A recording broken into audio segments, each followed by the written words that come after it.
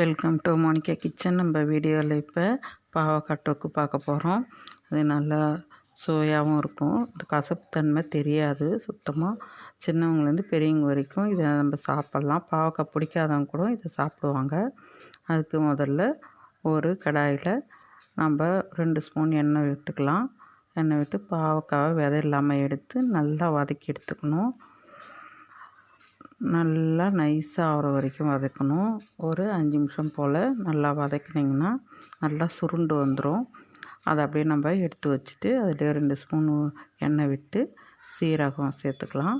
கூடயே ஒரு பெரிய வெங்காயம் பொடியாக நறுக்கி வச்சுருக்கேன், அதையும் நல்லா வதக்கிக்கலாம்.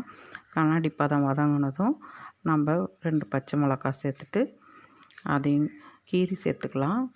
அதுக்கடுத்து தக்காளி சேர்த்துக்கலாம்.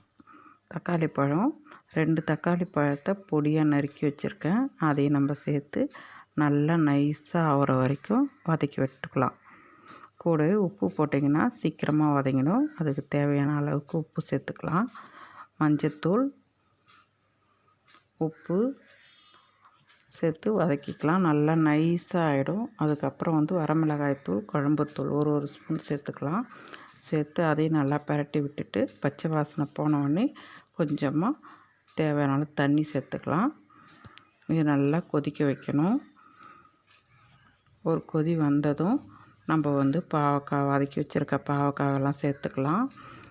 அது நல்லா சுருண்டு வந்ததும் ஒரு கொதி வந்ததும் நல்லா வெந்துடும். முன்னாடியே நம்ம வதக்குனதுனால சுண்டிடும். அதுக்கப்புறம் ஒரு எலுமிச்சைப்பழம் அளவுக்கு புளியை கரைச்சி அதில் சேர்த்து ஒரு கொதி விட்டு எடுத்துக்கலாம்.